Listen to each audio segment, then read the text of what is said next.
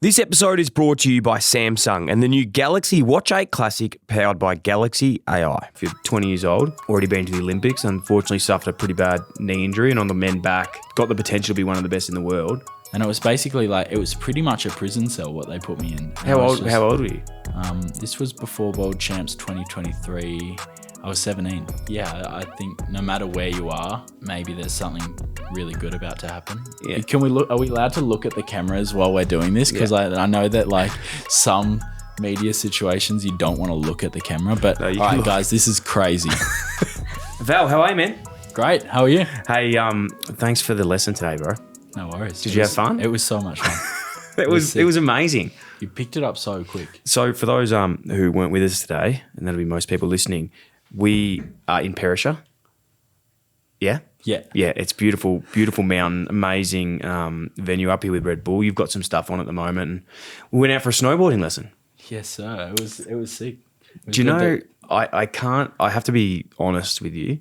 I know you're a big fan of the show and you listen to all the episodes and stuff, but before this day, I'd never snowboarded before. And I was like strictly a skier.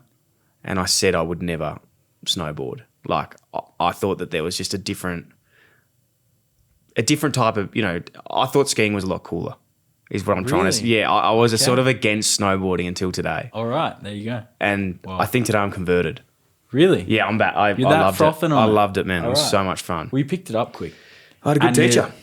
You boosted some fat indies and yeah, it was sweet, bro. Whatever that means. It's cool. It's just like big. You just sent it. Mate, how would you describe yourself? If for them out there who doesn't know a lot about snowboarding and what you've achieved, how would you say what you do? I slide down snowy hills on a piece of wood. Basically, that's like, but then there's another level in that where I try and do the coolest stuff I can while sliding down frozen hills on that piece of wood. Yeah, you've definitely undersold yourself. You're 20 years old. Yep.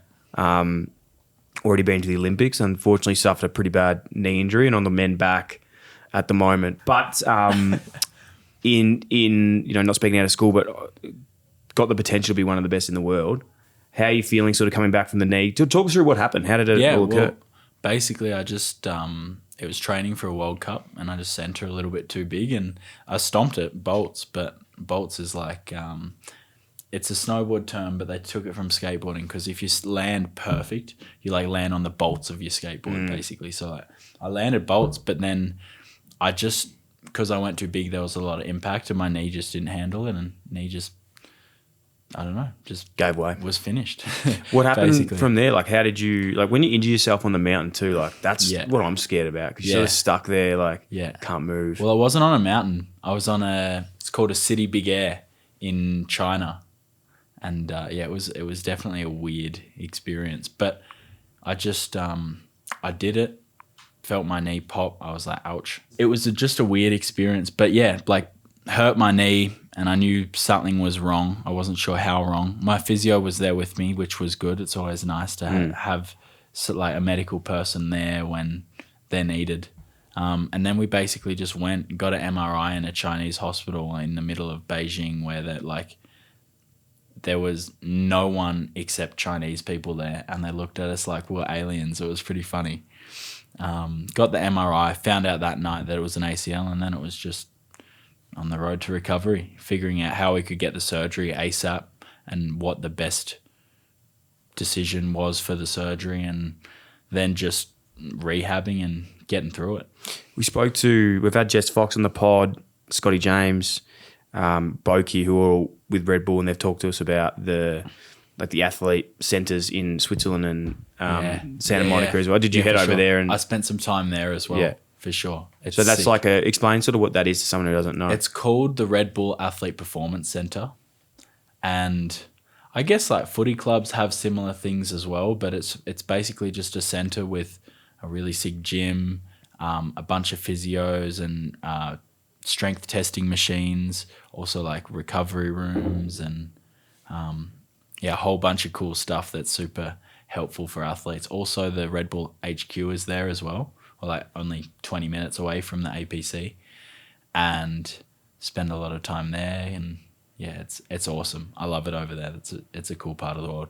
Hey, speaking of like with Red Bull, and obviously mentioned before we've had Scotty James on the pod, who's obviously like been very big for snowboarding in Australia, I suppose, and paved the way for a lot of young guys like yourself. What's it like working with him? And then like I suppose you're coming through now as the next generation to try and take over that role. No, it's awesome. Well, he definitely showed that it was possible. I think before him came Tora, and Tora and her brother Benny took Scotty under their wing a lot, and then so Tora won the first snowboarding Olympics, well, like for Australia, like the first snowboard Olympic medal for Australia, and then Scotty's come through, and Scotty's kind of really started doing well as I was getting into that age where I could start competing against the men, and watching him just dominate, against countries like Japan and America and Canada and Switzerland that all are pretty well off with snow. And then we have snow, but I think you'd say that it's better in most of those Northern Hemisphere countries. So it was awesome to see, and definitely showed me that I could do the same thing. I was surprised before we were chatting about like, sometimes when you come from a country like Australia, that there is snow here, but it's not as big as it is everywhere else in the world. Yeah. Like to be the best, you want to surround yourself with other people to keep yourself getting like better and better. And I was asking you like, is it hard when you don't have other people like pushing the limit? But you explained like a lot of teams, obviously because of the winters change over across the world, like a lot of teams do come to Australia and New Zealand to train. So like the Canadian team is here, Japanese team. Yeah, the Japanese team was here. One of the best Italian riders I've been riding with him the last few days in the park, and it's still pretty sick here. Like definitely don't count it out. It's awesome, and it's some of the funnest snowboarding you can do anywhere. But yeah, I guess it's just not completely as well known for snow sports as those other countries. But yeah, all those good shredders come over here for sure. Hey, before we get into the preparations for the World Champs and qualifying, for the Olympics, give us your top 5 places to travel to snowboard. All right, I can and do ski. that. Yeah. So, number 1, I'll start with number 1, Lark, Switzerland. That's my favorite. Larks. LAAX. And it's got the best half pipe in the world. It's got one of the best parks in the world. It's got really sick free riding and backcountry, and the vibe there is just awesome. It's just such a fun place to be, and it's one of my homes away from home kind of thing. Like, so when you're training in summer here, you go there? I spend as much time there as I can. Yeah, right. I haven't spent a heap of time there in the last few years just because I've been following all the comps. So traveling a lot, going a bunch of different places, America, Canada, China, other places as well. But yeah, so that's number 1 for sure. And they also have a competition there every year. It's called the Larks Open. It's actually a Red Bull comp. And it's the best comp of the year, in my opinion. Love it. So 1 there? Yep, 1 there. The rest of them, I'm not going to order because I can't really decide. I guess I'd have to say I really love St. Moritz as well. I went cross country skiing there a few times, and I'm really into that. It's super fun. And also it's just sick to go and shred. Cross country, so that's like through the trees, and is that when you're sort of like on flats? Cross country is like you like you just it's that's flat. the one where on the they got the gun and they can like shoot. No, that's biathlon. Yeah, that's that one. But it's similar. They do cross country skiing before they shoot the gun, basically. Right. And like hit the targets and whatever. I don't know that much about it, but that was pretty fun. So yeah, that place has got a special place in my heart for the cross country skiing there. I've only done it twice. I'm just kind of taking the piss a little bit. Italy, like anywhere in Italy. To be honest, here's how it is. There's Switzerland, there's Austria, there's Italy. That's like the triangle of glory. Yeah. I guess it's great there. I really love all those countries, and I don't think you can't really go wrong. Like if you just had those countries and you just like pointed and you teleported there, you'd be happy because it's all sick there. The traveling stuff's amazing. Like, I think, as an international athlete, you do something where you have to travel the world is amazing. I'm sure there's heaps of pros, heaps of cons as well, because you can get super tiring. So at the moment, you've got to qualify. Because of your injury, you've got to qualify to make the Olympics. Yeah. So in November, you're going to have like 6, 7, 8 events that you've got to travel around the world. Do you know like where you're heading? Yeah. Who's your team that comes with you? Yeah. What's like, how do you manage that process yourself? Yeah. So I'll tell you the schedule. It's basically, and I won't say how long for, I'll just say where I'm going. I'm going Switzerland, Austria, China, America, Canada, America, Switzerland, Italy. That's all before February. Wow.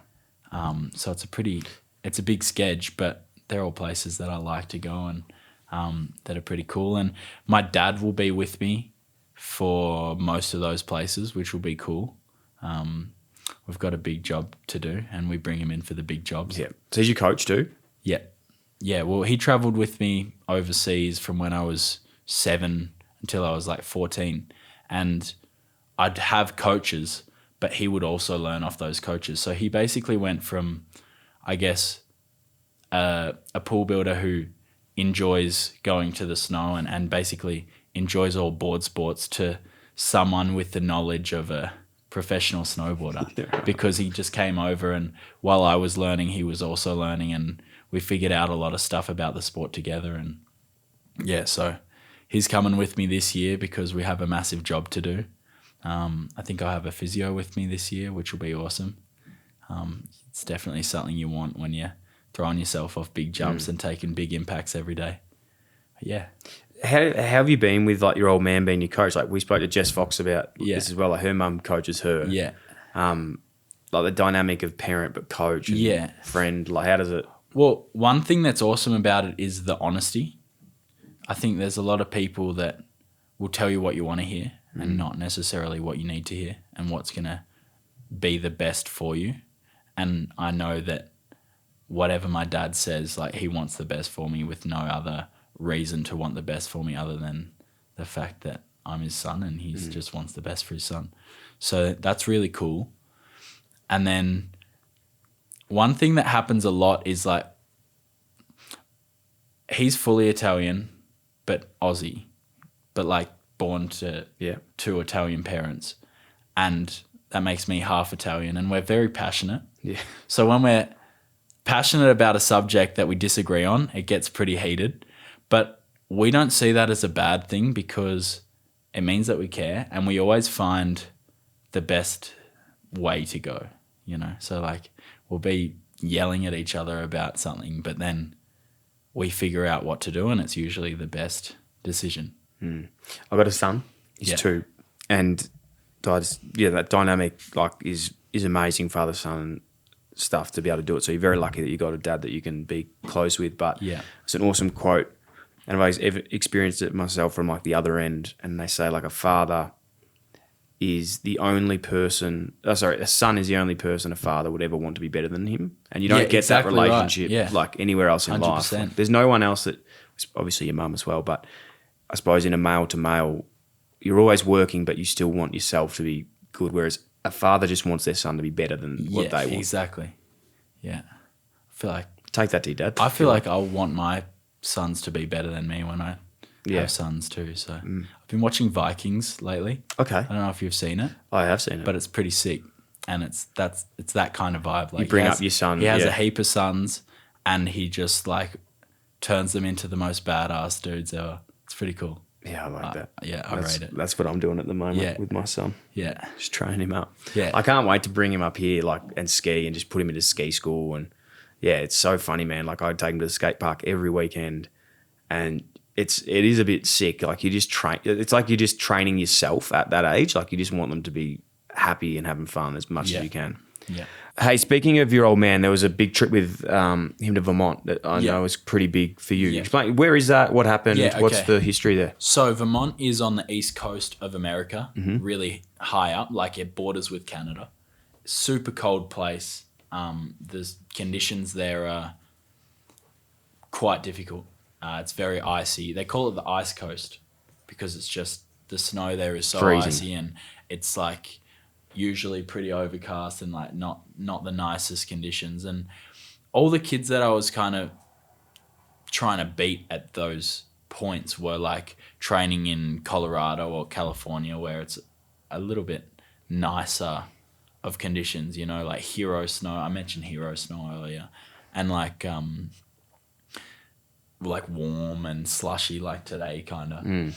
And yeah, we were just grinding it out pretty hard in Vermont, where I said it was pretty gnarly. And I think that made me so much tougher of a rider. And it's snowboarding, like you hit the ground, you need to be pretty tough, I think. But yeah, that made me so much tougher going there and doing that, so I could, you know, become the best snowboarder I possibly could. Was your old man doing that, like knowing that it's going to give you a mental edge? Like, did he speak to you about it, or was it like a Mr. Miyagi wax on, wax off sort of situation? It was full Mr. Miyagi. Like he saw, I guess he probably saw the kids that I was versus. Like at that point, I was like, it was like 7, 8, 9, 10. They're the years that I was going there for basically the whole winter. And I guess my dad probably saw the other kids complaining about the conditions not being good in Colorado. And then I'd go there from Vermont and be like, this is the best. And so I think that probably, he realized what was going on there. And then we stayed there for a while and really tried to like just become as gangster as possible. That is pretty gangster story. What's your dad's name? Rick. Yeah. Is that the Italian name? Ricardo. Yeah, okay, that makes Ricardo. Yeah, that makes sense. That's very bossed by Ricardo. I like he's a weapon. For sure. With you were talking before about like staying over there whole winters, schooling and all that sort of stuff. So how did that? My mum was a teacher. Okay. So she helped me with lots of that stuff. Were you signed up at school in Australia through the summer and then you just leave for the whole of winter? Yeah, pretty much. And I'd still do work over there. But yeah, with my mum, as like being a teacher, she would give me stuff, like she would keep me at the level I needed to be when I wasn't physically at school at home. So that was good. We were talking before about Vermont and how tough it was. I think one part about and experiencing it today, you know, like it is snow, it is soft, but when you fall down on it, like it hurts. We spoke about your ACL, obviously before. What about what are some of the other injuries you've copped over your time? Like what's been some of the hardest to get back from? I wouldn't say any of them have been very hard to get back from. I would just say it's annoying because, you know, you want to just be shredding and being cool, you know. Since I got back on snow, that's true. I guess this was such a long rehab and like definitely the most frustrating and annoying one. But you just go to the gym every day and you just do what you have to do and do what the coaches tell you to do.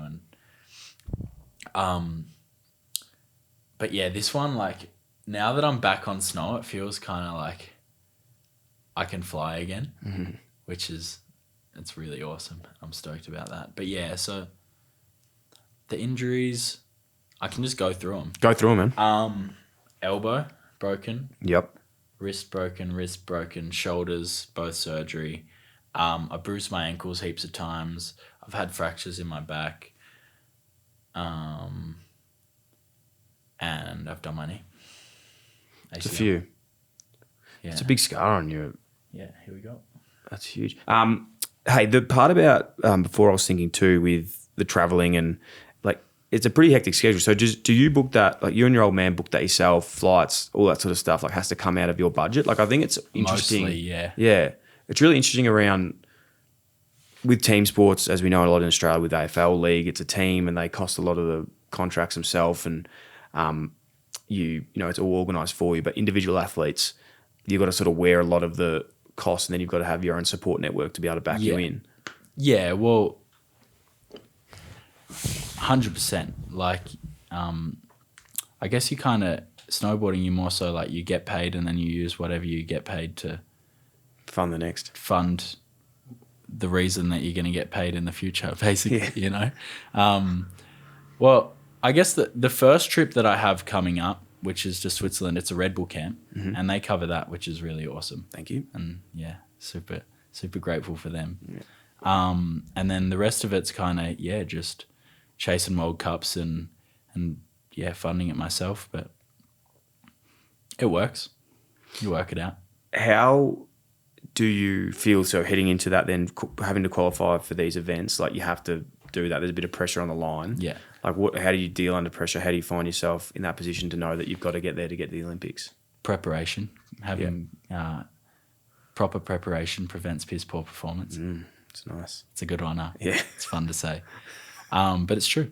It's just, you make sure you're prepared, and then when it's time to go, you put everything into it. And I believe that if you want something enough, you find a way to make it happen.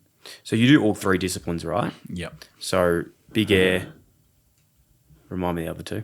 Big air, slope style, and half pipe. Big air, slope style, half pipe. Yeah. If you get to the Olympics, or when you get to the Olympics. Let's say when. I like that. I like that better. It's a language game. Yeah. When you get to the Olympics next year in Feb, you'll be the first person ever to... I'll be the first male snowboarder to do it. Yeah. Last Olympics, Eileen Gu went...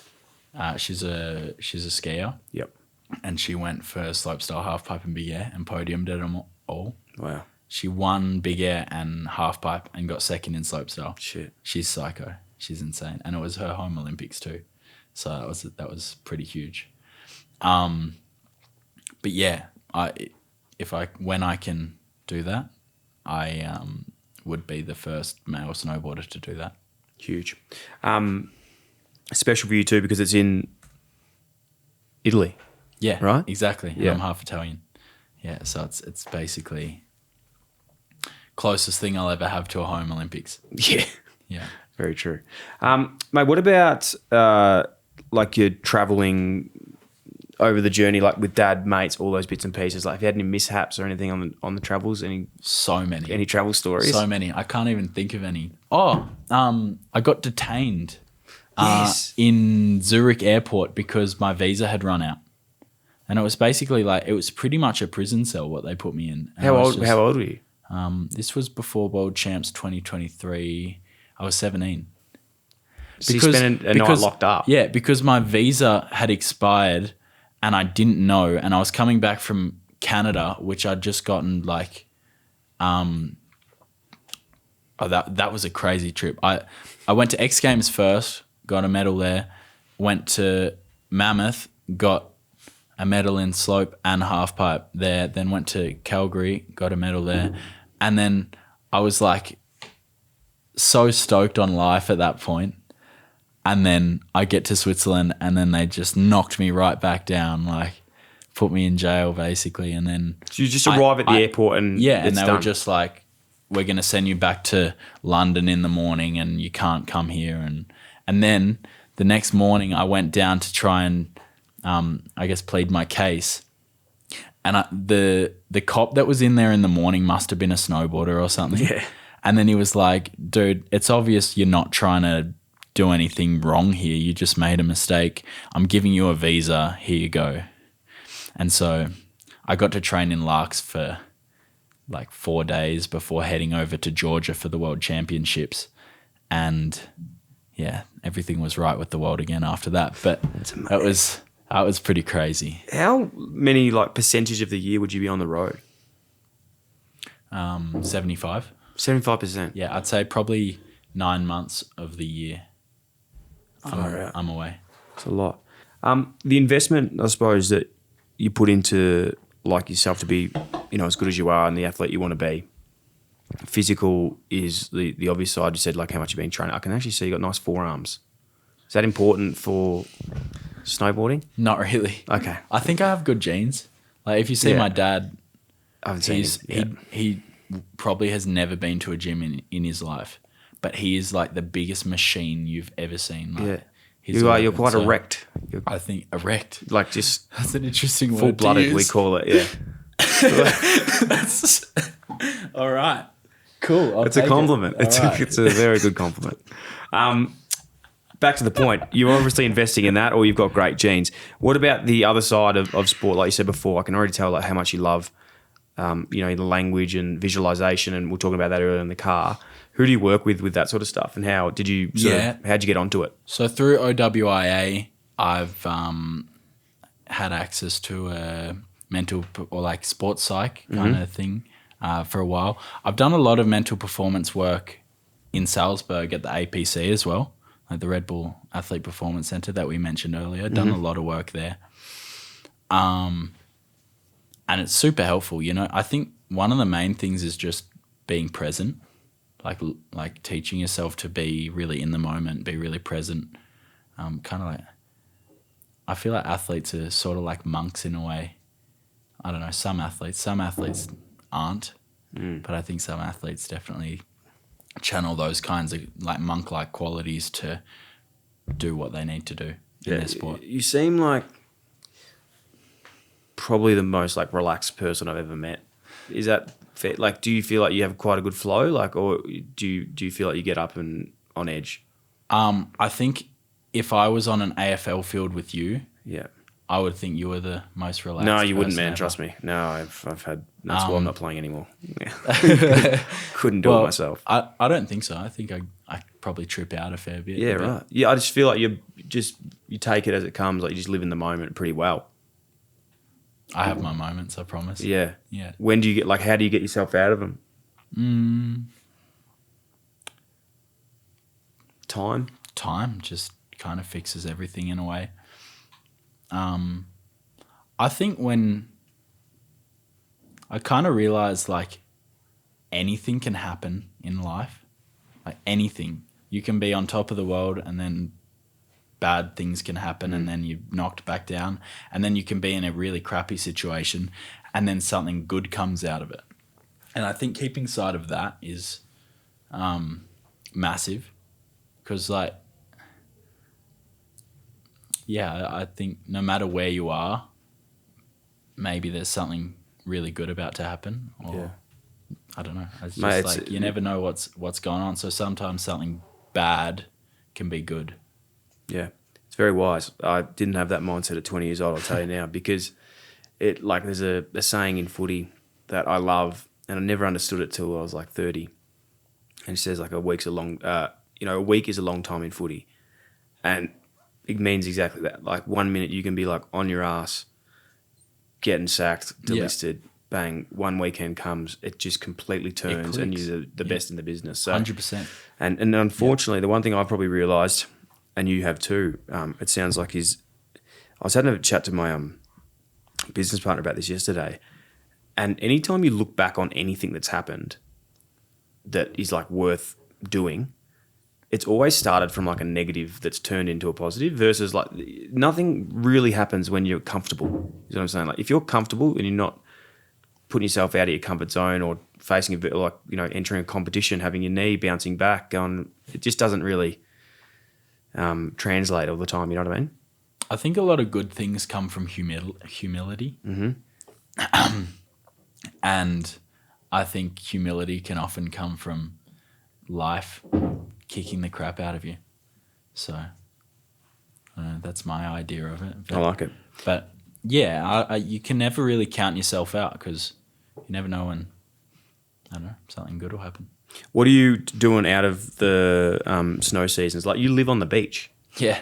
Which is sick. Yeah, so you surf as well, which is I surf, I foil. I've been foiling so much lately. You know what foiling is? Is that like the electric surfboard? It's the thing that goes like pumps up and down. Yes. And so the waves have been pretty crappy at home.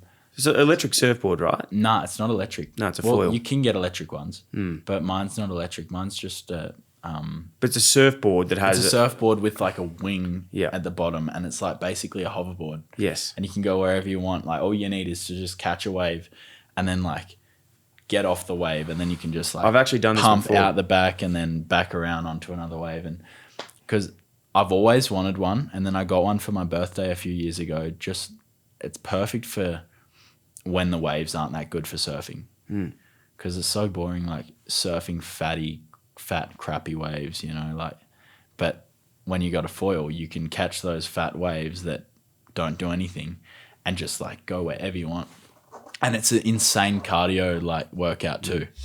like 30 seconds of it, you're in like zone Yeah. 27. Yeah, it's crazy. Are you so foiling, surfing, snowboarding, obviously, and then is it true as well? You're still working for a family cafe. Is that still happening? Yeah. What's the cafe? Yeah. Well, it's our family business that we started probably 2 years ago. Yeah. It's called Nonno's Garden, named after my nonno, Yeah. who's a weapon. He's 80 and still just like such an animal. In Australia? Yeah. Yeah. Yeah. And then the cafe side of it's named after me, which is pretty cool. It's called Valentino's Cafe. And yeah, we're just a little business on the south coast of New South Wales. And yeah, it's a plant nursery basically is what you'd call it. And a cafe and a landscaping supplies store.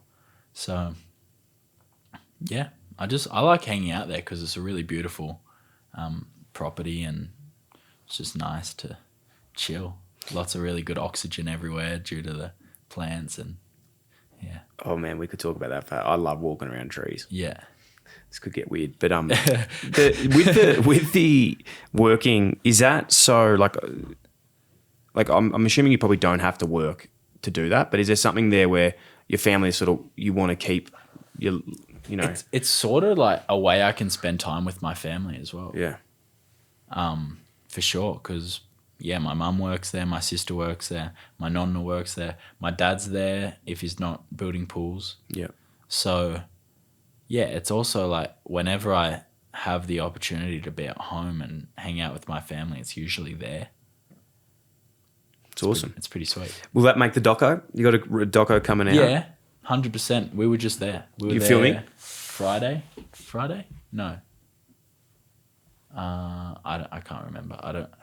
I forget what day it is, but yeah, maybe Friday. What's the doco about? Like, when did that come about? It's kind of just about me and my kind of history. Yeah. And when does it pick up from, like the injury, or is it pre, post? No, or? well, I guess it kind of runs through my whole like coming up and Yeah. But then it is running through like the injury and also the challenge of getting to the Olympics and winning eventually, and yeah, qualifying for all three and yeah, just where things are at. So do you have like a team following you around? Like, is it? Yeah, so they were here. We were at home first for a few days and then they came up here and we did some stuff on snow and filming up here and some interview stuff and whatever else. And yeah, basically. Awesome, man. What's your game plan then for the next little bit? You've got obviously the big comps coming up. Is it from now sort of like switch on into Olympic mode? Pretty much. Yeah. I got back on snow 6 weeks ago. Yeah. So that's the first only 6 weeks since ACL. Like as in ticked off. The ACL was obviously a lot longer ago. Yeah. Yeah. I might get in trouble for saying that I rode a little bit earlier. Okay. Yeah. I have rode a little bit earlier. Yeah. But yeah, I've really like been cleared to be back on snow and properly like been warming things back up. And I think I'm at 60% of my usual level now and yet working things back up to 100 and then should be at 100 by the time I head over back to Europe.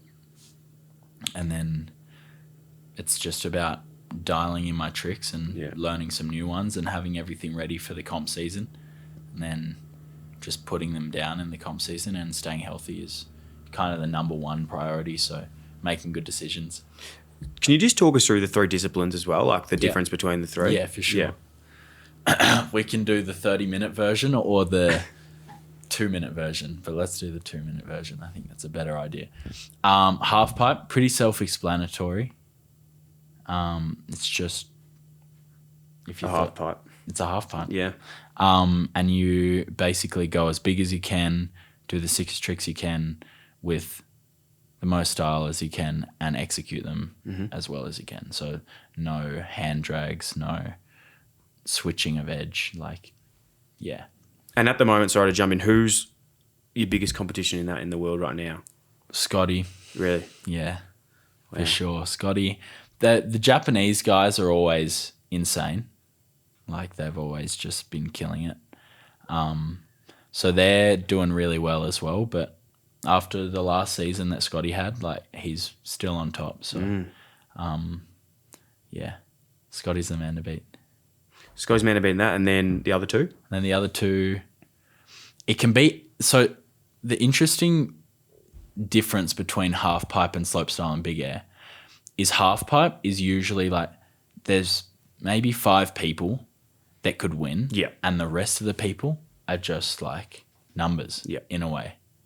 It sounds rough, but I think it's kind of true. Like there were almost 2 years where Scotty went undefeated the whole time because he just had what no one else had. Yeah.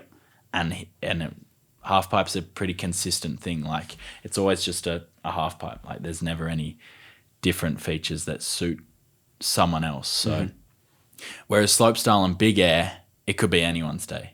Out of the 30 riders that are doing it, it could pretty much be whoever lands their run the nicest.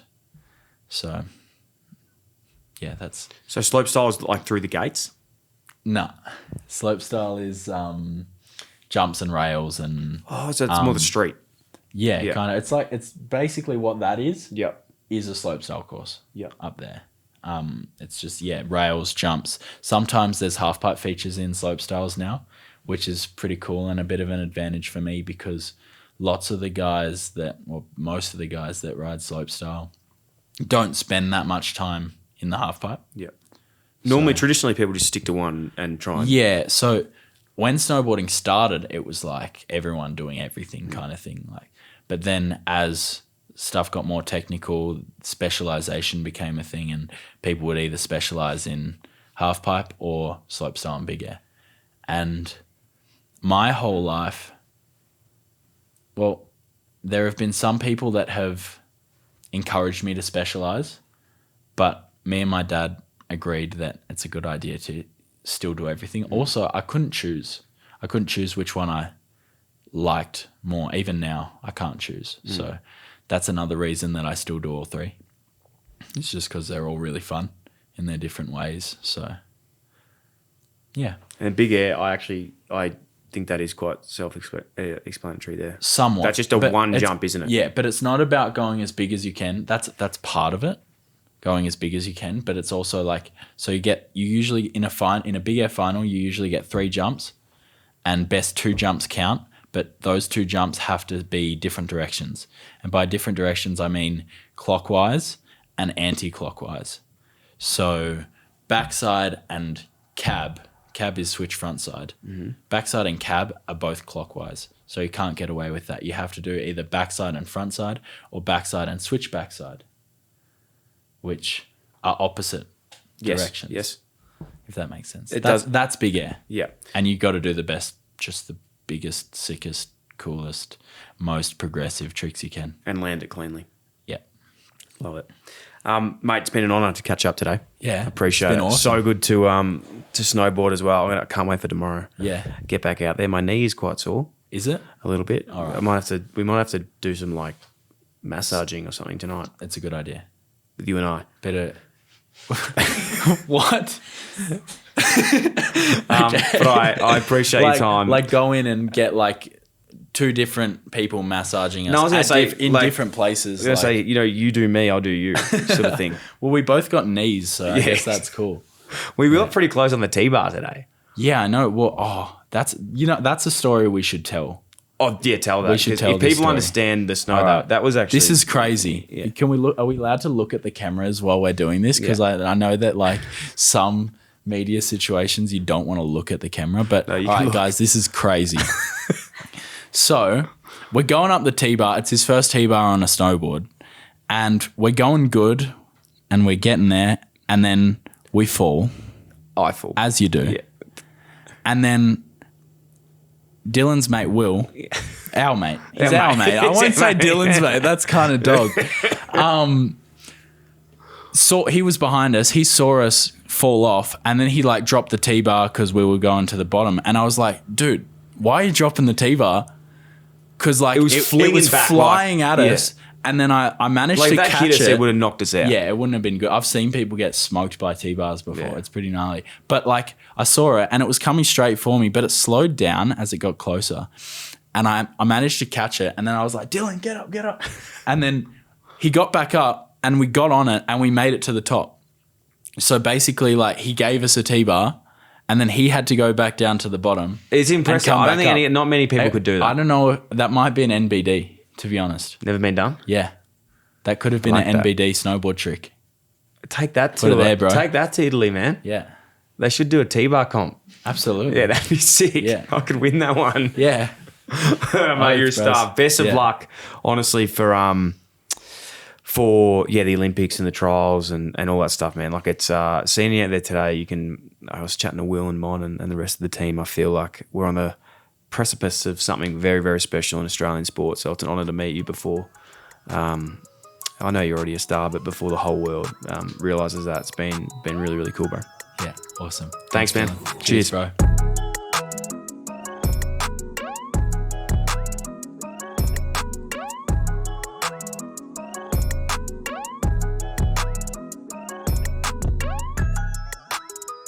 This episode is brought to you by Samsung and the new Galaxy Watch8 Classic powered by Galaxy AI.